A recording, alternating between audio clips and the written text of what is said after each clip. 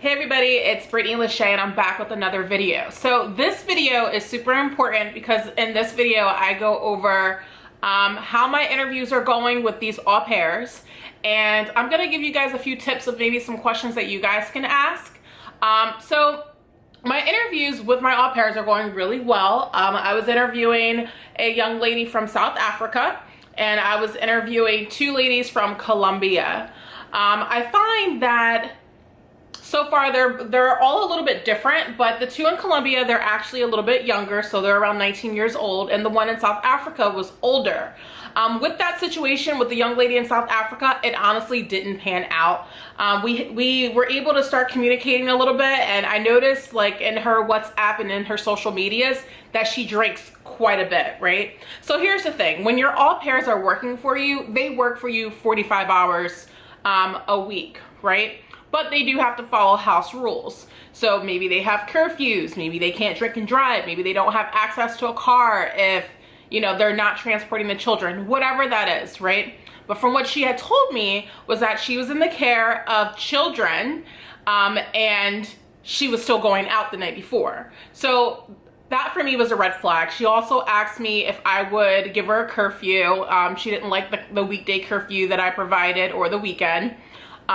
So that was another red flag. And honestly, I live in the tri-state area, so if you're in my home, I would not enjoy you being out all night if you're really young. I've been young and I've hung out here and I've partied when I was in my early 20s, and there's a lot of fun trouble to get into, and they're not from this country, right? So my goal is to keep them protected and to get them back to their families after that contract is over. And honestly, if you're taking care of a newborn in the mornings for when I have to go to work, and let's just say that day starts at 8 a.m., you need at least 8 hours of sleep, and you also need to get ready for the day as well as get ready for bed at night. So the weekday curfew would be around 11 p.m., right? I feel as if that's fair, especially for a guest in the home.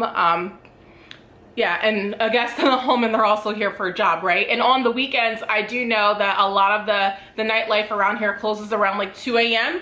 And if you go into the city and you need to come back, it might take you up to an hour to get back. So I think a 3 a.m. curfew on the weekends, on Fridays and Saturdays, I think it's great.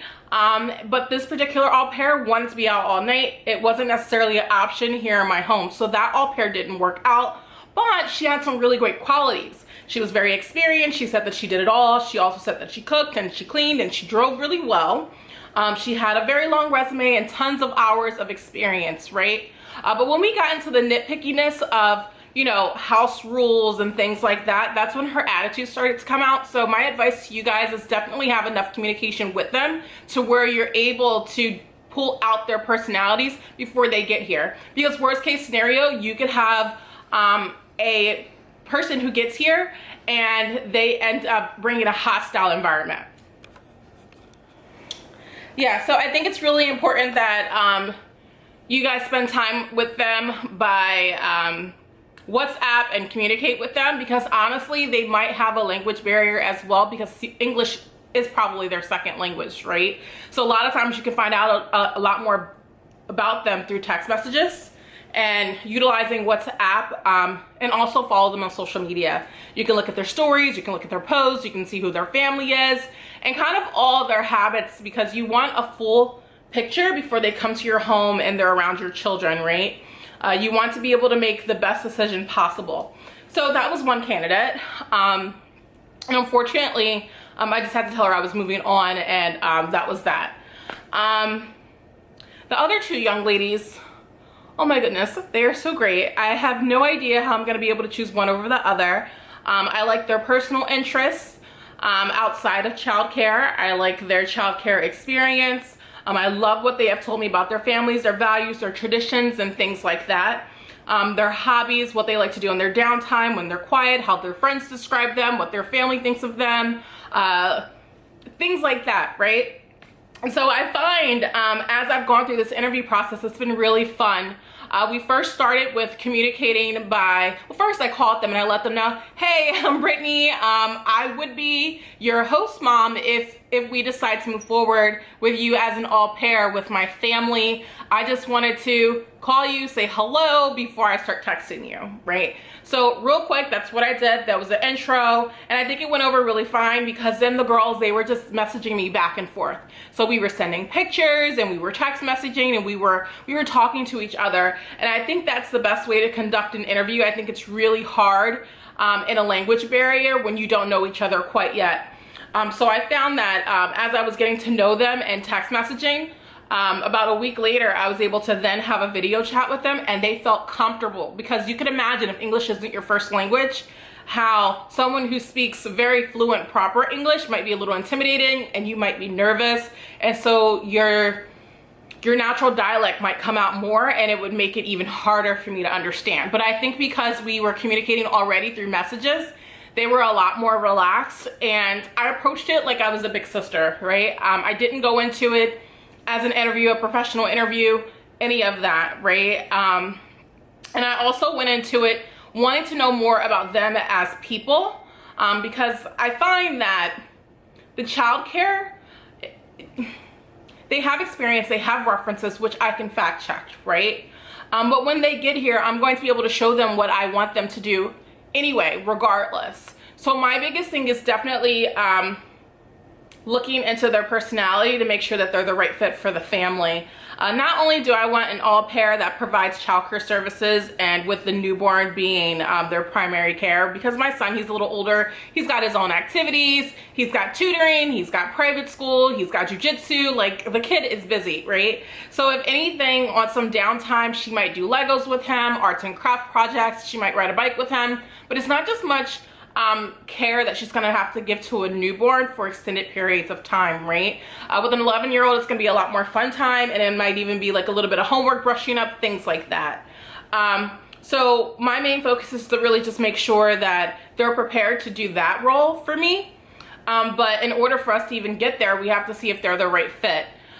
So what I did was I pulled questions from everywhere and I typed them up because I wanted to ask the girls the same questions, so that I can compare them to one another, like apples to apples instead of apples to oranges, right? And I think that I did really good. And the way that I approached it was just like a regular conversation over the span of several days, you know, to where I would ask them questions and they would answer the questions, and then I would also give the answer to that question too, because I think it's really important that they find the right fit with an au pair mom. And if I'm not the right fit, they do deserve that chance to find a family that is the better fit, right? So I try to be a little reciprocal, because I think it's important if a young woman is gonna come here from outside of her country, away from her family, and dedicate herself to my family. So I have a ton of questions here that I wrote down. So one, I went into like, you know, the au pair simple questions, like, why do you want to be an au pair? Have you heard about it before? How long have you been trying? How long have you been interviewing? How is that working out? Did you get close to a family? Why didn't it work out? What did you want to do differently? What have you learned so far, right? How long would you like to be an au pair? If this was an extended assignment, would you be interested in an au pair? What would you like to do after you complete this program, right? What other interests do you have? I like to find out if they've ever been away from their family, if they've ever been on vacation, where would they like to go? Do they have a bucket list once they get here? I also ask them, you know, are there other au pairs that they keep in touch with? Do they know other people from outside the country? What expectations do they have? What would they like to do when they're here? What do they expect from me, my family? Do they have boyfriends? Because I could imagine, like, it might be difficult to leave a really good boyfriend. Would he want to come visit? Would your family want to come visit? Will you get homesick, right? So these are some of the questions that I found were really important, because it helped me get like a really good sense of why they wanted to be an au pair, right? And I'm finding that they're really interested in leaving their country for the American experience. And they want to pursue museums, and they want to go to national parks, and they want to be immersed in the culture, and they want to do what my family does. And it's just really interesting. It's so cool. I really like this program. I even dug into their personality and like their background. So I asked them about their family, if their mom works, right? Because I think that's important too. So let's just say that you have an au pair and she has a mom that was a house mom, right? So then how independent is this au pair going to be if her mom did everything for her?